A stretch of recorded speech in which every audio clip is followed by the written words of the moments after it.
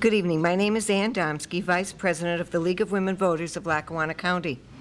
Thank you for coming out this evening, and welcome to tonight's debate sponsored by the League. The League of Women Voters is a nonpartisan organization, which means that we do not support or oppose any political party or candidate. The mission of the League of Women Voters is to promote political responsibility through the informed and active participation by citizens in their government. We encourage you to join the League. Membership information can be found in your program, or you can go out to our website printed in the program at www.lwvlackawanna.org. We also ask that you please support our work by making a donation on your way out. Donations help us to cover costs, including recording, so that these debates can be viewed by a wider audience. Volunteers will be at the back of the room and will be happy to accept your donation for the League. ECTV is taping tonight's debate. This is not a live broadcast. The taped debate will be aired on Comcast 19 local TV, so please check the ECTV schedule. The link can be found in your program. The taped debate will also be available by tomorrow on YouTube via the links from our website. Again, see your program for further information. A sample ballot will also be available on the Lackawanna County election website prior to the election. A few procedural items for the audience. If you have not already done so, please turn off or silence your phones and other devices. Please be aware that it is our policy that no person, candidate, or political group is allowed to use or edit any media from an LWVLC event for campaign purposes. Any use of the media requires the express written approval of the Lackawanna League of Women Voters. No excerpts or sound bites may be taken from tonight's debate. Tonight's debate is between the candidates for the 114th Pennsylvania House District. The 114th District encompasses the following areas: Carbondale City, Carbondale, Fell, Glenburn, Greenfield, Newton, North Abington, Ransom, Scott, and Waverly Townships, and the boroughs of Clark Summit, Dixon City, German, Mayfield, Moosic, Old Forge, Taylor, and Vandling. Andrea Mulrine will serve as the moderator for tonight's debate. Mrs. Mulrine is currently the Director of Corporate and Foundation Relations for Geisinger Commonwealth School of Medicine. She is on the board of the League of Women Voters of Lackawanna County, a past president of our league, and a past president of the Pennsylvania League of Women Voters. Our moderator, Mrs. Mulrine, will introduce the candidates. Thank you. Thank you, Ann. Good evening, everyone, and I am so thrilled to see so many people joining us here this evening. We're really excited to be able to host this debate, and I also want to thank the Dixon City Borough for giving us this wonderful space to host the debate this evening. I said to both of our candidates, our debates don't usually provide such nice chairs for any of our candidates, so if you're debating with us again in the future, I wouldn't expect it, so just be forewarned. Again, as Ann had said, please do silence your mobile devices. I will also ask you to hold any comments, applause, anything, any sounds from the audience until your candidate has given their closing statement. We are taping this for television. We want to keep the questions moving. We have a lot of questions. The debate will last about sometime between 60 and 90 minutes. The candidates will be asked to answer the same questions. They'll be a round robin, so we drew straws before we started. Bridget will answer the first question first, and then Frank will answer the second question first, and so on. We also drew for the first closing statement, and Bridget also drew to give the first closing statement. As we go through the evening, each candidate is allowed 90 seconds to respond to the question. We do have timers in the front row. They'll be asked to stop their comments when their time is up to finish their thought. And each candidate is also allowed 3 one-minute rebuttals during the time period of the debate. And then at the end of the debate, they will be allowed a 2-minute closing statement. So with that, let's get started. Our candidates are seated alphabetically on our stage. Bridget Malloy Kozarowski, I think I got that right, thank you, was born in Philadelphia and raised in Clarks Summit and is a current resident of Waverly Township. She's a 1990 graduate of Scranton Preparatory School and received her bachelor's in nursing from Villanova University. She and her husband, John, are the parents of 4 children, Jake, Maggie, Anna, and Noah. She was employed at the University of Pennsylvania Hospital for 10 years before returning home, where she worked as a nurse at Scranton Orthopedics, and she's been employed by the Northeast Surgery Center in Dixon City for the past 18 years, where she is a surgical nurse. She's been an active member of several community organizations, including St. Joseph's Center, where she served on the auxiliary board, and has also served on the Scranton Prep Alumni Board and volunteered with Coaches for Cancer and as a youth leader at St. Gregory's Church. So welcome, thank you for being here with us this evening. Our next candidate, and I should mention as well that you will find Bridget on the Democratic ticket and you will find Frank on the Republican ticket. Frank Scavo was born in Scranton and resides in Old Forge. He and his wife Karen are the parents of 2 children, Sarah Angelina and Frank Scavo IV. He's a graduate of Old Forge High School and he received his associate's degree in business management from Keystone College. In addition, he's a Dale Carnegie graduate with courses in human relations and high impact presentation and holds credits in engineering from Penn State University. Frank is a member of the has been a member of the Old Forge School Board, also holding that position from 2001 to 2009. And during his tenure, he served as board president, budget and finance chairman, and as chairperson for contract negotiations. Additionally, he was a candidate for the Pennsylvania Senate in 2001 and 2010, and most recently in 2018 for the seat in District 22. He's a member of the board of Pennsylvania Right to Work. He's currently CEO of Scavo Investment Properties after having spent 30 years in corporate management with Keystone Automotive, and he's also worked as a consultant for Wall Street investment companies and CK Auto. And again, welcome and thank you for being here this evening. The first question will go to Bridget. Bridget, people decide to run for government office for a variety of reasons. You've got 90 seconds, and tell us, what drew you into politics? Good evening, everyone, and thank you to the League of Women Voters for hosting this evening. I was told that 5 people come to a debate. This is a larger crowd, so thank you for being here as well.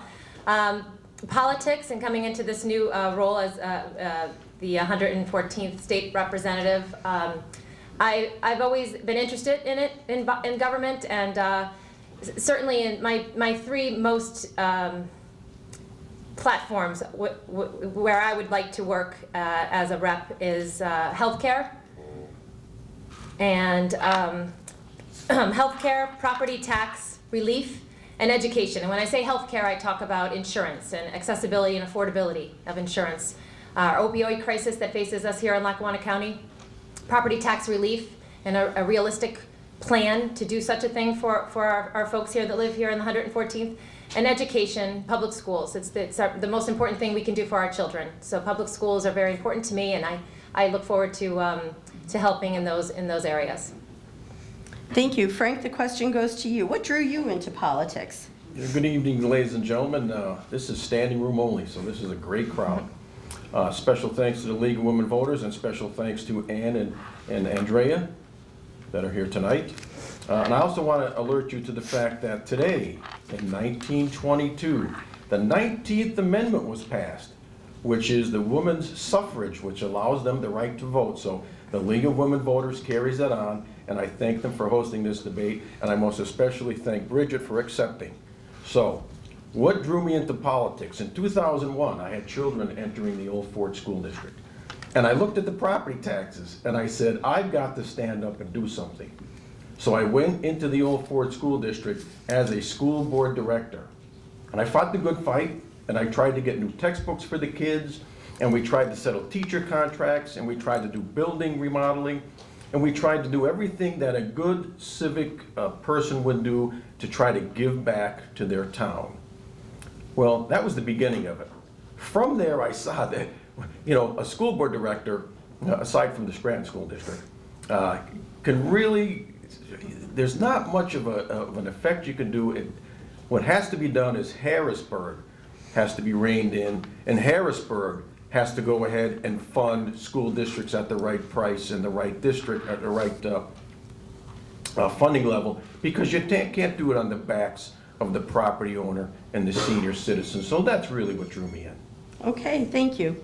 Frank, this question goes to you, and these next several questions we're going to focus on government reform, okay? So this one I want to speak specifically about redistricting reform. So for those who aren't aware, redistricting occurs after every decennial census, so will occur again after the 2020 census. And that redistricting draws the boundary lines for U.S. Congressional, Pennsylvania Senate, and Pennsylvania House seats.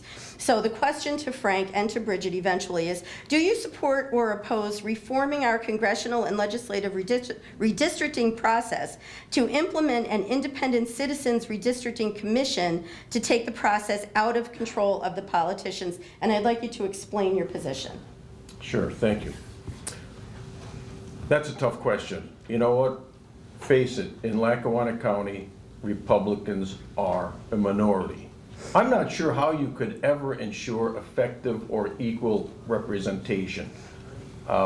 If you go with an appointed person that, you know, let's say there's 2 Republicans on the board and 2 Democrats on the board, and they appoint people to go ahead and redistrict. Where's the accountability in that? If they, and this is the way it goes too in Harrisburg, because sometimes, you know, both sides work against us in the middle. If you keep it with elected officials and you don't like what they do and it happens to be unfair, then you could vote those people out. If you change this to any other kind of commission, which at face value looks good, it looks like, yes, we should do something, yes, we have to do something to ensure better representation. I think it comes down to those people that vote picking the best candidate that can represent everyone. That's why it's more important for more people to come out and vote and pick a candidate that has their views and ideals closer to the district than to have someone that's unelected be appointed to a board and then say, okay, you know, we tried, we came up with these lines, and we failed. So if that commission were to fail, who's accountable? Hold the people that you elect and pay accountable to draw those districts. Okay, thank you. Bridget, the question goes to you. Do you support or oppose reforming the congressional and legislative redistricting process to implement an independent citizens redistricting commission to take the process out of control of the politicians? And explain your position, please. I do agree with what Frank has said over here. You know, a census in 2020 will happen. I would support a bipartisan commission to do such a redistricting and therefore ensure that the fairest candidate would be elected. So that's something that I think is inevitably is going to happen. But if we could just make sure the best candidate is chosen by a bipartisan commission, I think that would be the best plan to address this situation. Okay, thank you. Bridget, this next question goes to you, and again, I'm still talking about government reform. This one is about election reform. Pennsylvania is one of 14 states that has a closed primary system, meaning that registered voters of third party or no party affiliation cannot vote in primary elections. Would you support allowing, and there is a Senate bill now proposing allowing independents, so those who are non-party affiliated, they're registered voters, but right now they can't vote in the primary. Would you support allowing those people to vote in the primary? Yes, I would. I think that allowing independents to come and vote in a primary, if you're a registered independent, does nothing more than increase the interest in coming out to vote. It also, you know, having an independent come out to vote in a primary is another way of just thinking about making more people come and be interested in an election.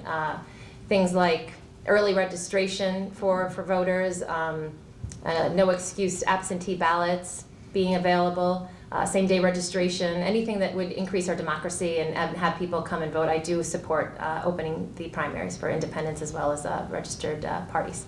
Okay, thank you. Frank, the question goes to you. Would you support a bill that would allow independent, non-party affiliated registered voters to vote in the primary? You know, I look at the European Union, I look at Israel, I look at the factions, I look at the division, I look at the multiple parties, and I look at it as like it's herding cats. I think the Republican and Democrat parties can represent most people. And when you look at it, if you have an open primary, you know, I'll throw a name out there. The guy's name is Rush Limbaugh. Look what he tried to do with Hillary Clinton. And, you know, I would not be party to that. I wouldn't switch Democrat or be a Republican to try to upset the primary of a party.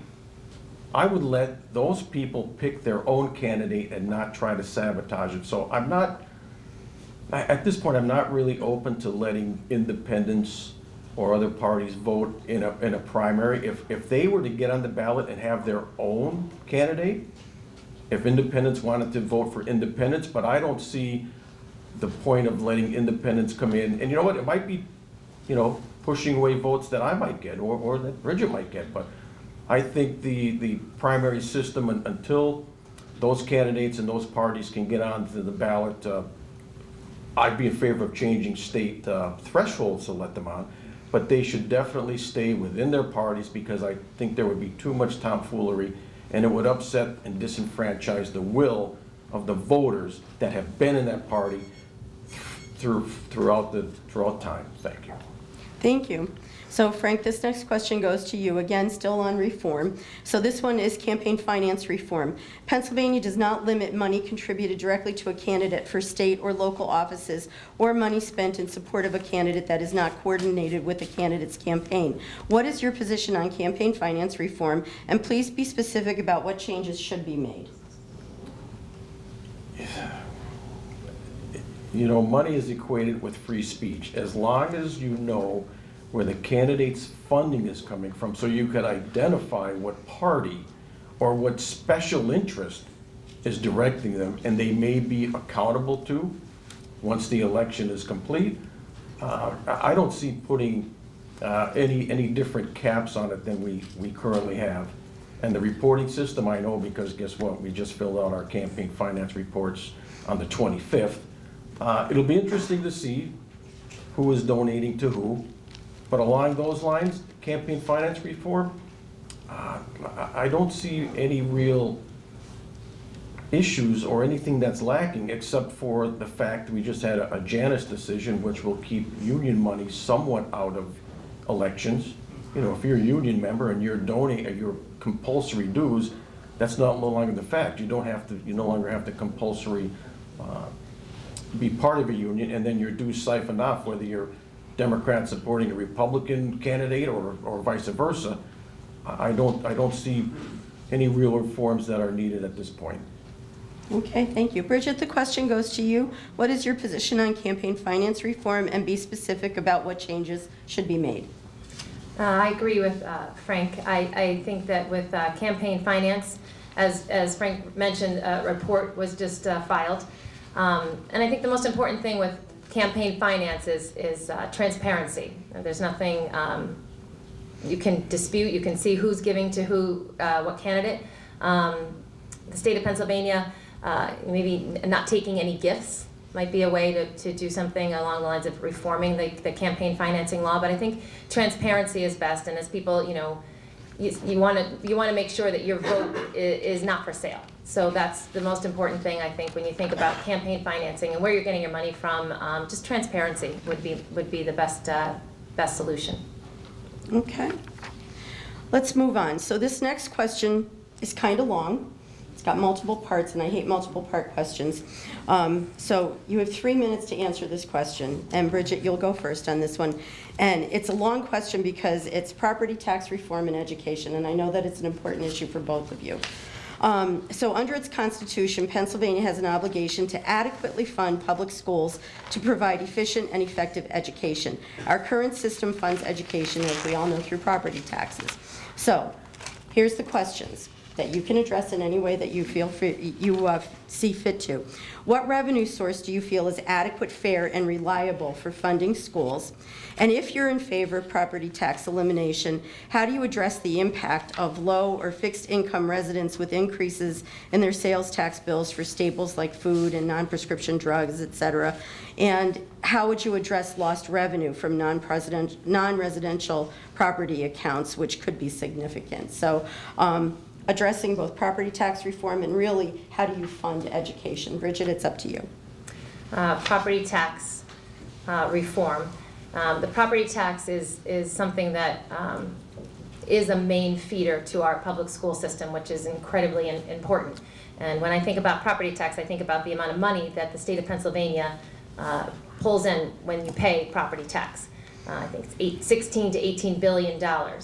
But people deserve relief on this. This is something that hurts seniors. It hurts people that are on incomes. It is a huge problem that I've thought about quite a bit, and I think the best solution to property tax would be to give people some sort of relief in their taxes. So when you do that, I think the plan that I have to propose would be to give that relief. You're going to take $8 to $9 billion off the table of all that money, that $18 billion that you pay. And to do that, I think there's three ways that I would propose that I think would work in the state of Pennsylvania. The first one would be to close something called the Delaware loophole. And the Delaware loophole is something that allows businesses in Pennsylvania to pay their tax in Delaware. You know, when I think about the Delaware loophole, my husband is a tax attorney. That's what he does for a living, so we talk about this quite a bit. There's a store like Toys R Us. Toys R Us has a business B it was called Jeffrey the Giraffe. And Jeffrey the Giraffe is who they paid their taxes to. But Jeffrey the Giraffe, his little store was in Delaware. So all that money left the state of Pennsylvania and they paid their tax in Delaware. So closing that Delaware loophole could bring more money and revenue into the state of Pennsylvania. Another way that we could is a severance on the Marcella Shale. That's something that we could also do here in Pennsylvania. You know, I think it would be a good revenue, and those are two ways that I would propose. The Homestead Act is another thing we can look into and talk about that money that's collected in the Homestead Act and maybe pulling that into one account. And there's some money that we can collect to pay the relief that we give to people that pay property taxes, because I worry about schools. I worry about public schools and the funding of public schools, and I worry about the cost certainty that we collect from the taxes. So it's a big question. House Bill 76 has been out there for a long time. I think it would have passed by now, we've had a Republican House and a Republican Senate. We had a Republican governor. There's some really good things about House Bill 76, but there's things that need to change. I think it needs to be more realistic to really propose it and help our citizens here in Pennsylvania. Okay, thank you. Frank, the question goes to you. Property tax reform and education. There you go. The only problem is I need 6 minutes for this. Okay. How's that $34 billion government of the Commonwealth of Pennsylvania working out for you? Here's what I say. It's a divide and conquer strategy. The state government is not funding school districts at the level that they need to be. This way, what happens is, in Harrisburg, they don't have to be accountable. So what do? They send that tax increase to your 9-member school board across 496 school districts. And you know what? You don't like your school board directors. Why? Because they raise your property taxes.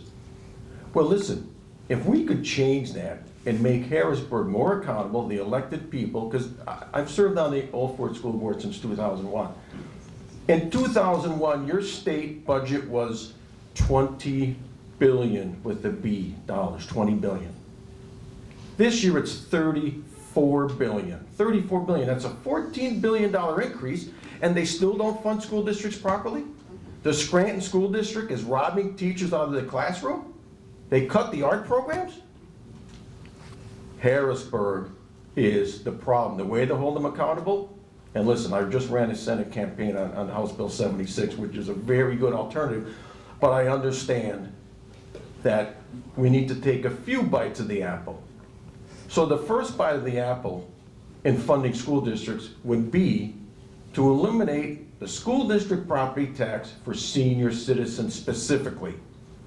If they were to get a severance tax, and I was in Harrisburg, I would say every single penny of any new tax that you instill will go to education. Any penny that you raise this tax for will go to education, and specifically senior citizen property tax relief. I've knocked on over 17,000 doors. There are people suffering. A lot of people say, like me, hey, I can pay that tax, but that's no reason to abandon your fellow Pennsylvanian in this Commonwealth of Pennsylvania, commonwealth, common good, to do what?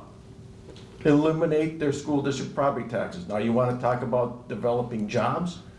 How are you going to attract companies to Pennsylvania? I'm 56 years old, I've been waiting. It's not going to happen until you eliminate the property taxes for businesses that will bring family-sustaining jobs. So now, instead of, you know, we have Sanofi Pasteur in Swiftwater. Beautiful place, big jobs, big money, $80,000 to $100,000 a year positions.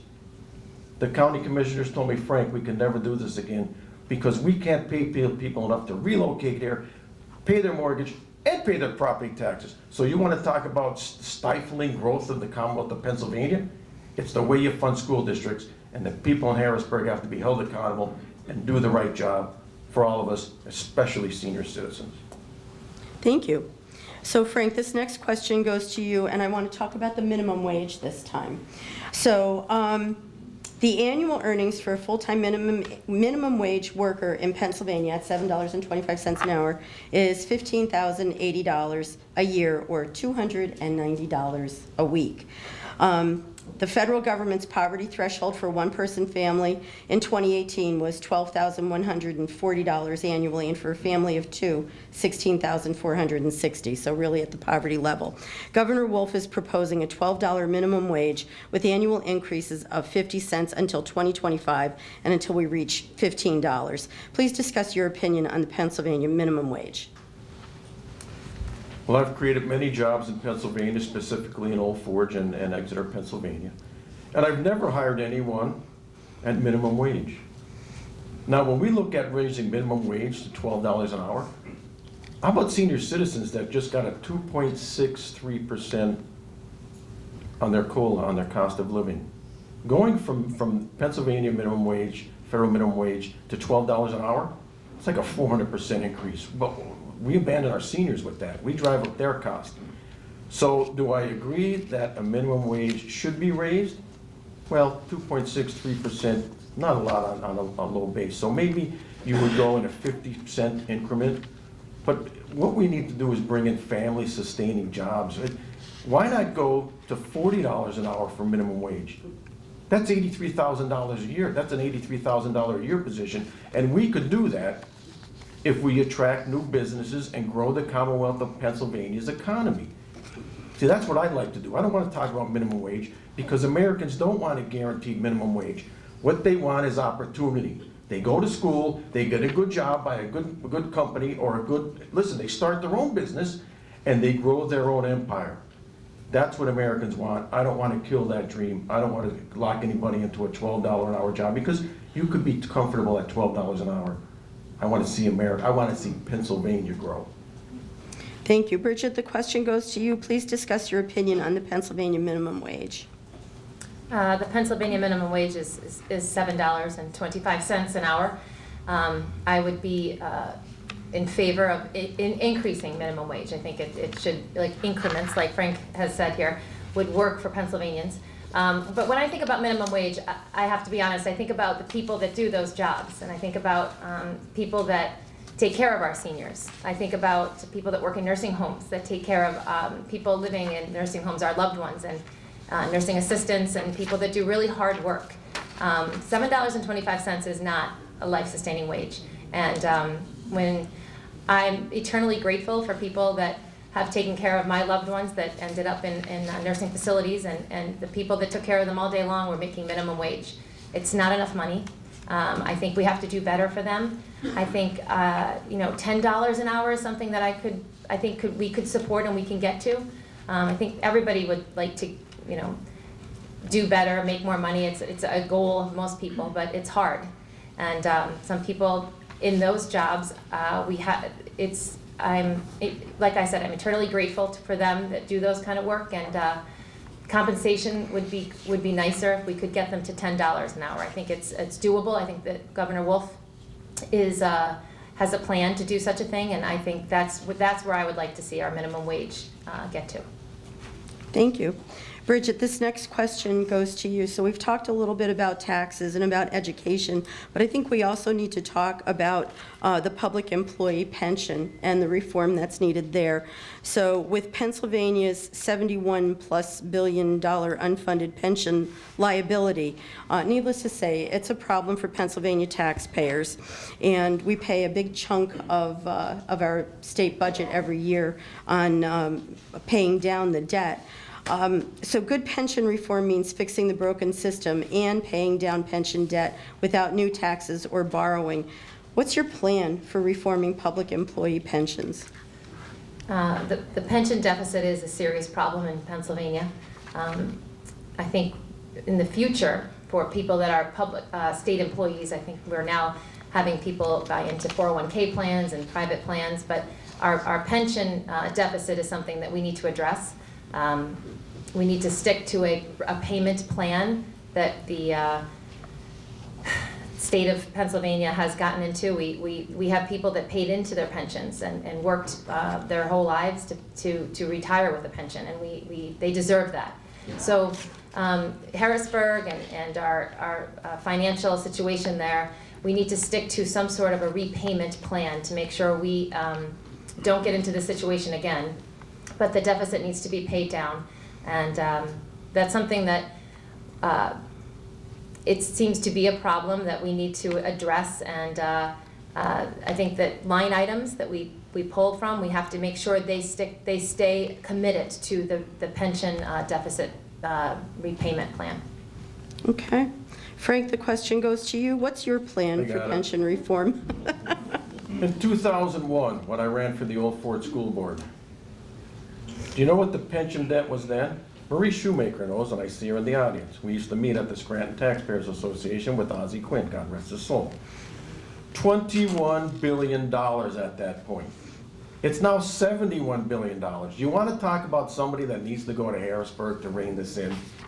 Somebody needed to go. You know, people say you're only one guy, what can you do? I'm reading the book from Brian Kilmeade on how Andrew Jackson saved New Orleans and Louisiana. Andrew Jackson's on the back of every $20 bill. He deserved and earned that spot because he's the one that told the Continental Army, we have to do this. And they said, no, Mr. Jackson, you're crazy, you can't do it, you're only one guy. And guess what this guy did? Read the book. So somebody needs to go to Harrisburg and do the same thing down there, because the voters are now on the hook for $71 billion. So we've made some good, solid movement. We are now, all the new people coming in are going to be on a 401k type program, and there's been the cost multipliers for the PCERS and the SERS. But this is a mess. They've just kicked the can down the road, and you know, how do you solve it? It didn't happen overnight, and it's certainly not going to be solved with one term. Thank you. Frank, this next question goes to you first. So we've talked about taxes and we've talked about ways that we need to pay down the debt. Just to kill the topic completely, let's talk about state revenue sources. So what else can the state do to bring in more money to help fund the state budget? You know, I see a lot of ways. Before we talk about, and our current governor wants to spend a little bit and finance a little bit. Well, whenever you hear somebody say finance, well, yeah, there's interest and there's charges on that. So who's going to pay the financing? We are. So what I would say, Harrisburg has to prioritize. Look, there might be some programs that need to be cut and go away. There might be a program that you know, you think is near and dear to your heart, but where are we going? Understand, the state budget is $34 billion. So how do we talk about $71 billion in pension debt? Well, that's not even in your budget, which really makes it $105 billion. So do you see where we're at? Our children are going to suffer this debt. their effective tax rate's gonna be like 86%. How are you gonna pay it back? So unless we, responsible adults, start saying, okay, you know, this was a nice program, but we have to trim it back. Look, how about funding sanctuary cities? That's the first one that should go. Philadelphia? That's insane. But yet we continue to drive up debt while what? We support illegal activities that are costing us welfare fraud money. Whatever it is, we just have to be adults and say, yeah, I understand that's what you want, but no. Thank you. Thank you. Bridget, the question goes to you. What other revenue sources can the state turn to? I think earlier I spoke about revenue sources for the state, and I think one of them was, you know, the closing of the Delaware loophole, severance on our Marcellus Shale, and I think those are two good streams that we could find funding from. Like Frank said here, that maybe there are programs that we fund that should be cut. Taking a better look at the budget, taking a new set of eyes to come down and look at what we're spending money on. I can imagine there's waste. But it is a frightening thing to think about the future of our children and having to take care of this debt. I mean, when you say $84 million or $34 billion, that's a lot of money. And you don't want to kick the can down the road. So just to get there and to look at the budget and see if there's any other sources, but these are the two that I think of first to bring money. Rebuttal. Okay. And let me just explain how difficult this will be. It will be no picnic in Harrisburg. You are going to have to go down there and you're going to be expected to vote the way that you're told to vote to continue the continuance of the robbing of our children. This is going to be extremely difficult because even in your own towns and boroughs, people are going to say, why are you doing this?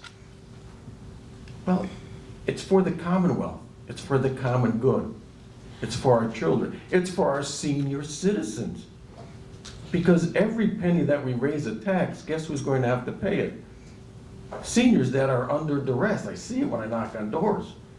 So this will be one of the hardest things that you'll ever do because you're going against the system, and the system doesn't like change, and the system doesn't want anybody messing with the system. So I think we'll have to invoke the spirit of Andrew Jackson for this one, because it's going to be extremely tough. Okay, thank you. Bridget, this next question goes to you, and let's move off of money and let's talk about human lives. The opioid crisis impacts people and families in every walk of life and at all economic levels. What is the role of the Pennsylvania legislature in fighting this epidemic? Yes, the opioid crisis, like I said earlier, is a frightening thing. You know, we have here in Lackawanna County staggering numbers of deaths from all ages and economic and social backgrounds. I think the best way to tackle this is to talk about it. And when we talk about it, we talk about resources that people can have available to them when they suffer, family members that are aware of those that are in need of addiction management. So that, to me, that's education. Educating our young, educating family members how to deal with addiction crisis, and making sure that there are available resources and rehabilitation services and insurance payments that can take care of this this problem, because it is a crisis. It's at a crisis level. I'm proud of our new District Attorney, Mark Powell. He's tackling this problem head on. He has wonderful goals and really wonderful a group of people that are devoted solely to the opioid crisis and ending this here in Lackawanna County. Thank you. Frank, what's the role of the Pennsylvania legislature in fighting the opioid crisis? The Pennsylvania legislature has to help fund and make sure that we have the resources and work in conjunction with the federal government. I've been in touch with Senator Bob Casey's office. Back in January, we had 16 residents die from opioids, 16. You know, if there was somebody out in the streets accosting 16 people, we'd have a task force in here. You know, part of the thinking of the opioid crisis is like, okay, well, they do it to themselves, and you know, maybe that's, well, I'm here to tell you that my son is 19, and I pray every night, my wife and I. He's a good boy. But you hang out with the wrong crowd, and this stuff is so prevalent on the streets now, and it's so cheap. And I've been told that Hazleton is a source city. That's only an hour down the interstate. If somebody said, I want that now, they could easily bring it into our neighborhoods. And Old Forge is a good town, and so is the Abingtons. Like, this is a crisis. What has to happen? Interdiction needs to happen, but I'll tell you this. If you want to sell insurance in Pennsylvania, health insurance, then you know what?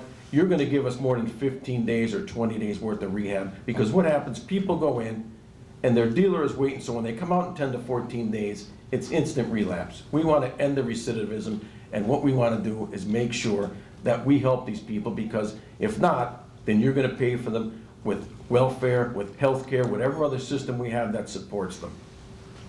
Thank you. So Frank, this next question goes to you first. We talked about opioids a little bit. Let's talk about marijuana now. So Lieutenant Governor Fetterman is conducting a listening tour on legalizing recreational marijuana.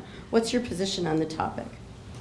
Listen, it took too long for us to legalize medical marijuana. So, you know what? I've seen people with seizures. I've seen other people have a benefit from that. Now, when you're talking about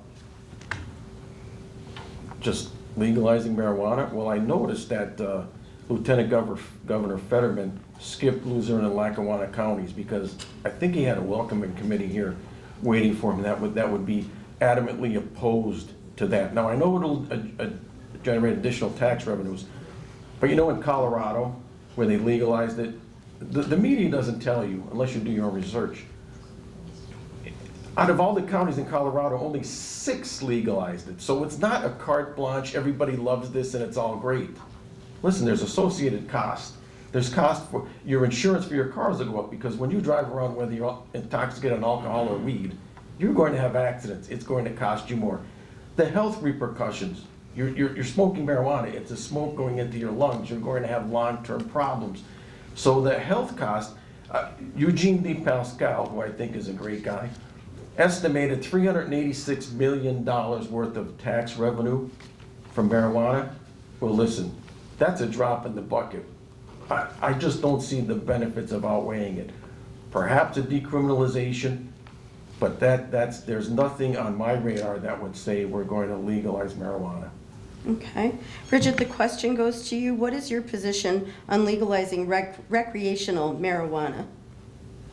When I think about the two differences, like Frank has said here, legalization of marijuana versus medical marijuana. You know, medical marijuana is available here now to our citizens, and I think it's going to do wonderful things for people that suffer from things like chronic pain and seizure disorders, MS, Parkinson's, and I also hope that it will do something with our opioid crisis. Sometimes people turn to opioids for pain management, and I think that making medical marijuana available is something that's certainly hoping to decrease that crisis that we face here. Legalization of marijuana, I know, like Frank said, that our Lieutenant Governor is traveling around the state of Pennsylvania to gather information, which I think is very important and smart of him to do so. The revenue, I hesitate to legalize and go ahead and do that just for revenue, which I know that it will make money, but I have some, I'm cautious on just saying yes, legalization of marijuana is something that we should do.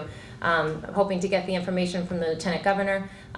You know, you do worry about the youth and making people call that, it could be a gateway drug, they've called it, so just, I would caution on that, and let's see how other states have made out with that. But medical marijuana versus legalization of marijuana, both in infancy stages, so we'll have to wait on that. Okay, thank you. Bridget, this next question goes to you first, and it's on abortion.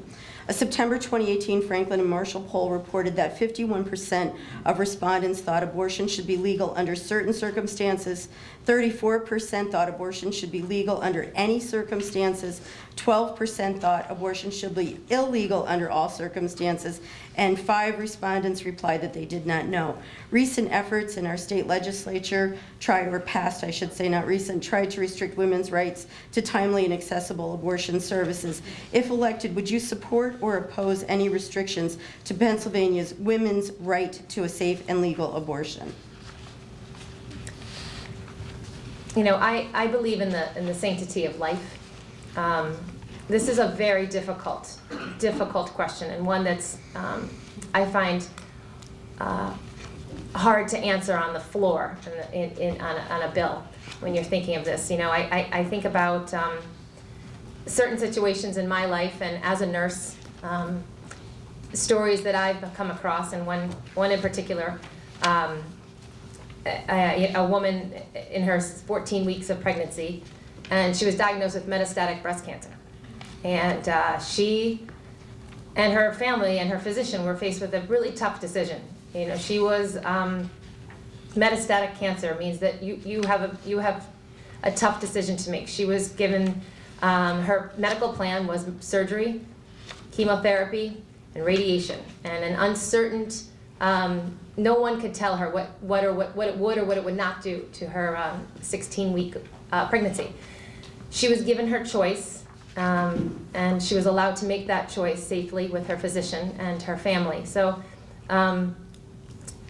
taking those rights away from women, I respect the law of our land, and as a legislator I would do so. But it's a tough question, and that's where we are in Pennsylvania. Okay, thank you. Frank, the question goes to you. Well, I can tell you this. I am vehemently opposed to what's currently going on in New York State, Vermont, Virginia. This is, you know, abortion is a question that, you know, we were ignorant to abortion not long ago. But we know that the viability of a fetus now, they can be saved at 17 weeks. 17 weeks, it's a viable being. It's a human being. You know what the Senate just did in blocking the Born Alive Abortion Survivors Act. You know what that says is once the baby's outside the womb, it can be dismembered. That's crazy.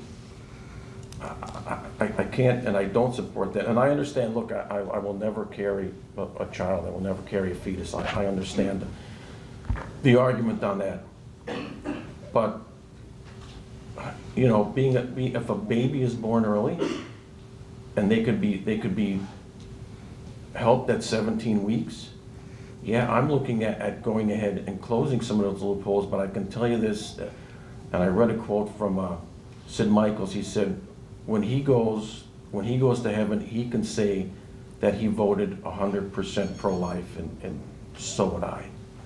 Okay, thank you. And I would like to rebuttal. You know, I want your you to applause, understand, please. I ask that you hold your applause. I want you to understand that answered that question. I am a pro-life candidate. I am a Catholic woman. I was raised in a Catholic family. I have 4 children, but I'm a nurse. I am a pro-life, believe in pro-life. I believe in the sanctity of life. But I also do believe that there are situations where we should be able to allow a woman to make choices with reservations and with limits. And you know, like I said, this is an incredibly difficult law that we in Pennsylvania need to follow at this point, the law of our land. But I am a pro-life candidate. That is who I am, and that's how I believe. But our laws now is Roe versus Wade, the law of our land, and that's where we are. So it's a hard thing to discuss, and Sid Michaels, who held this job, was also a pro-life candidate, and he voted that way. And I hope that we can continue the same. Thank you. Rebuttal, how many? 90 seconds? 1 minute. 1 minute. Gotcha. It is a difficult situation, and I know that you can also help children and be pro-choice. But one of the things is, as I've done some research here, the Pennsylvania Progressive Women of Northeastern PA, they say that they support the right of all women to have an abortion. That's tough, so I wonder, maybe did Bridget get something in writing? Because usually on their platform, they want a candidate that's going to be pretty sound in allowing abortions. I spoke with Ernie Priate, and he argued Casey versus U.S. And basically, the next move in that Supreme Court is going to be towards viability of the fetus. That's the groundwork that was laid by Governor Bob Casey, which was tremendously, it was a great move. So that's the next battle that's coming to America. It's going to be called the viability of the fetus, and I do hope we get to either a 17-week or a 14-week ban on abortions. Okay, thank you. Frank, the next question goes to you, totally different category now. Firearms. So our government must often balance conflicting individual rights to life, liberty, and the pursuit of happiness, and obligations to protect public health, safety, and the security. What do you believe is the proper balance among conflicting individual rights and collective rights with regard to firearms? I can tell you this, selective enforcement. Pennsylvania, be proud of this, has one of the strictest background checks in the nation. I mean, when you fill out the paperwork for a firearm, whether it be rifle or handgun, when you're filling that out, if you lie on it, that's a felony.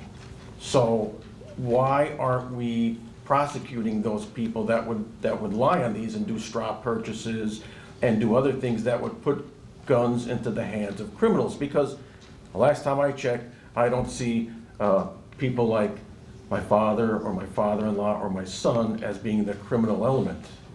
Now, they're licensed, they're trained, some of them are NRA members, and I just don't see that element of gun ownership causing the problem. I do see as drug dealers, I do see as people that have issues and most likely priors, that we're not going ahead and making sure that those individuals who have lost the right to carry a gun still have them.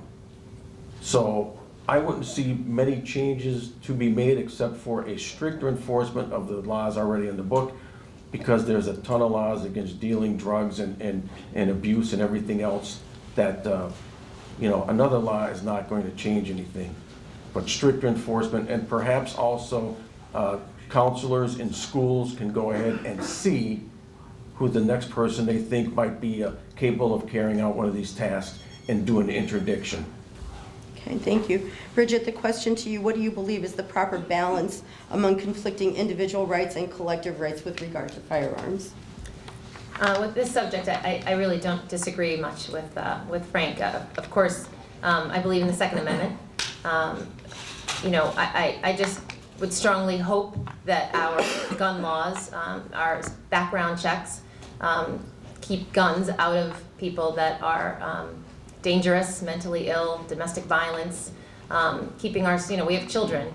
So of course when we send your kids off to school and you hear these horrible stories about going to the movies or a mall, but it's hard, it's something that safety is first. Safety is first, and pretty much everything that Frank said about safety and having people in schools that are able to enforce those is very important. So I kind of agree with Frank. Okay, thank you. Let's move on and talk about energy and the clean energy sector in Pennsylvania. So Pennsylvania has more than 57,000 workers employed in clean energy and was an early leader in promoting clean energy, but since in the last few years started falling behind. Prices of solar and wind power has dropped significantly. But we have some of the best wind potential east of the Mississippi, and there are also health benefits provided by clean energy production versus burning of fossil fuels. And with these kinds of statements in mind, what state initiatives do you support, if any, to transition Pennsylvania to a low-carbon economy? Yeah, the clean energy is something that's very important to our future and to our children. Funding the DEP would be my a priority of mine, to make sure that they continue to fund programs that, like windmills and things that would keep clean energy available to our state up here in Pennsylvania. So certainly for the future, we have beautiful rivers and streams here in Pennsylvania, beautiful trout running through the Lackawanna River here. So to fund them, the mountains we have here, the ski mountains and resorts, but to fund them and to make sure the DEP is funded with resources to protect those wonderful things we have here in our district would be very important. Thank you. Frank, so with all of these things about the clean energy sector, what state initiatives do you support, if any, to transition Pennsylvania to a low-carbon economy? I can tell you this, I shop for my electrical rates. They're available online. And somebody, you know, your current kilowatt hour now is about 0.07 cents. So when you go to look at solar power and wind power provided by a Pennsylvania electrical power company, those costs are 13 cents a kilowatt hour. So you're going to effectively double your power rate, which is great if you guys want to do that. But a subsidy is a tax. So when you talk about subsidizing and trying to move people to a greener energy source, that's fine if you want to participate in that on your own. But once again, if I'm going to force senior citizens to pay a higher rate, even if it's a penny per dollar, whatever it is, I don't think they want to be enjoined in that. Subsidizing is different than having the free market and having that alternative energy be at a lower cost. Now, I will tell you this. Coal's almost gone. It's on the way out. We have this new natural gas with the fracking. You've got a much cleaner environment. I'm young enough but old enough to remember that the Lackawanna River and the Susquehanna rivers used to run black with the coal silt, and it was terrible. And in Old Forge, we have the borehole where all this yellow and orange oxide exits. So yes, some of this energy that we've used in the past is extremely dirty, but we're on the right track, and I see no reason to punish the consumer with higher electric rates because of trying to transition to a greener energy source. I think I have time for one last question before we move on Already? to closing statements. See, it's been fun, right? Absolutely. So we talked about clean energy. Let's talk about the environment a little bit. Article 1, Section 27 of the Pennsylvania Constitution states that the people have a right to clean air, pure water, and to the preservation of the natural, scenic, historic, and aesthetic values of the environment. Pennsylvania's public resources are the common property of all the people, including generations yet to come. As trustee of these resources, the Commonwealth shall conserve and maintain them for the benefit of all people. So being a trustee for the environment and Pennsylvania's extraordinary public resources is a huge responsibility. How will you live up to this responsibility? Great question. You know, I live on the banks of the Lackawanna River, and it's beautiful. There's trout, there's eagles, there's bear, turkey, deer, mink, whatever. It's just Northeast Pennsylvania is an awesome place to live, and I'm thankful that I'm born an American and right here in Northeast PA. But having said that, stewardship, you know, there's something coming our way that's called a rain tax, and the rain tax is supposedly here to help us preserve the Chesapeake Bay. Well, I can tell you this. What's coming to Scranton in the form of a rain tax, they're not going to put in another pipe, they're not going to put in a stormwater system, they're doing nothing, they're not going to add capacity for anything. They're just going to tax your properties because you have a roof and because you have a driveway. And if you have a bigger roof and a bigger driveway, you'll pay more. And even if you're not hooked up to a public source system, because there are cabins in Luzerne County that are off the grid and they're paying $375 for just being there, for existing. So the environment, yes, but I will not subscribe to any type of fee or tax that has no benefit to the environment in the name of the environment. So if we say, well, here's something that we're going to do, I'm going to ask, how is it going to benefit and where do these funds go? Because nobody wants dirty air, nobody wants dirty water, but we're not just going to let everybody go carte blanche and say, here's what you should do. We need to preserve for all of us and for our children, but let's make sure we're doing it for the right reasons. Thank you. Bridget, the question goes to you. How will you be a trustee of Pennsylvania's natural resources? Like I said earlier, I do try to remember how beautiful it is here. We have beautiful lakes and streams and ski mountains and lakes that we have homes on, and I want to preserve that for our children, the people that come back here or to vacation here. So I think funding our Department of Environmental Protection is very important. And I think also education, educating children and youth and young people how to take care of our environment, how to do simple things like recycle and you know, pollution, and how to make our footprint smaller here on the earth. So I agree with Frank, and you know, you don't want to have to pay more, but we need to just pay attention more to our valley and take care of it in that sense. Thank you. So that concludes the questioning for this evening, and our candidates will have time for their closing statements. Before we get to that, I want to remind everyone that the League of Women Voters is a volunteer, membership-driven organization. We invite you all, men and women, to join the League of Women Voters. And on your way out this evening, if you support this type of event, we ask you to make whatever financial contribution you can make to help us run these types of events. We like to spend our time on this and not raising money to do this. So we do appreciate your support. With that, I would offer the time to Bridget Malloy-Kozarowski for your 2-minute closing statement. Thank you again to everyone who joined us here tonight. Thank you to the League of Women Voters and the audience of many. You know, I look forward to the March 12th election. As a nurse for 26 years, this is a new adventure for me. I've been very blessed by going up and down our district at the 114th, and I've met wonderful people that are very much excited about it as well. They are. We have a wonderful place that we live here in Pennsylvania, and you know, I hope to be able to fight for our good people here in Harrisburg and bring programs back here to children and to the seniors, and we do have a lot of issues and problems that face us every day. I thought the debate was a problem. It really wasn't. It was okay. I think I thought this was going to be, yeah, we made it through. You know, and I think that what we need to really focus on is our future, our communities, and take care of our seniors, our schools. And that's what I intend to do. I really look forward to this. I look forward to using my skills as a nurse and my skills as compromising. I think that's the best way to get problems solved. So thank you for coming here this evening, and I hope you enjoyed your evening. Thank you. Thank you.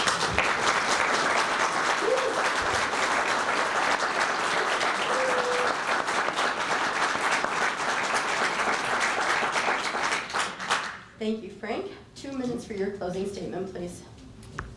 Well, we've got some first steps to do in Harrisburg.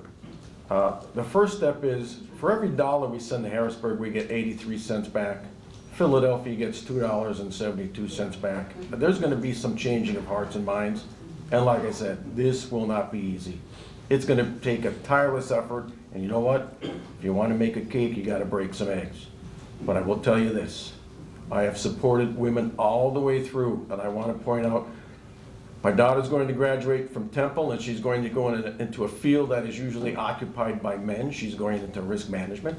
My wife is here, who's been an independent businesswoman, and my mother is here, who owned Lady Vogue Figure Salons up in Clark Summit many years ago, one of the first independent businesswomen that I've known. Laureen Cummings is also here, one of the first women commissioner in Lackawanna County. So you know what, we've gone and I've supported women and voted for women, but not only voted for them, helped them on their campaigns to win. Kim Bucari, president of the Old Fort School Board and CEO of CK Automotive. So in fact, one of my good friends, Julie Grimes, who's a member of the LGBT community, had told me, Frank, you're the only Republican that I ever voted for. So we built a lot of bridges and we could build alliances, but here's what I am saying. It's about our children. We have saddled them with so much debt that we can no longer let Harrisburg get down there unaccountable. And I'm talking about both parties. I'm talking about Republicans and Democrats and anybody else that gets in the way down there. We have to look at your infrastructure. You're living it. Look, when I walk the streets, there's catch basins, there's roads, there's everything that needs repair here, then we're not getting the respect. Look at Interstate 81. We're expanding all of these giant industrial parks, but guess what our government has failed to do? Add a third lane to 81, and we, the people that drive this every day, settle for it. I'm telling you, don't settle for it. Anybody can vote in this election March 12th. Let's go for it. Thank you.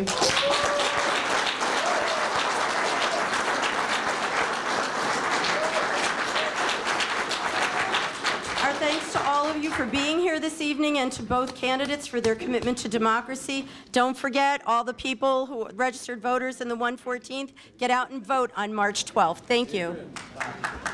Thanks, Andrea. You were a great moderator. Thank you.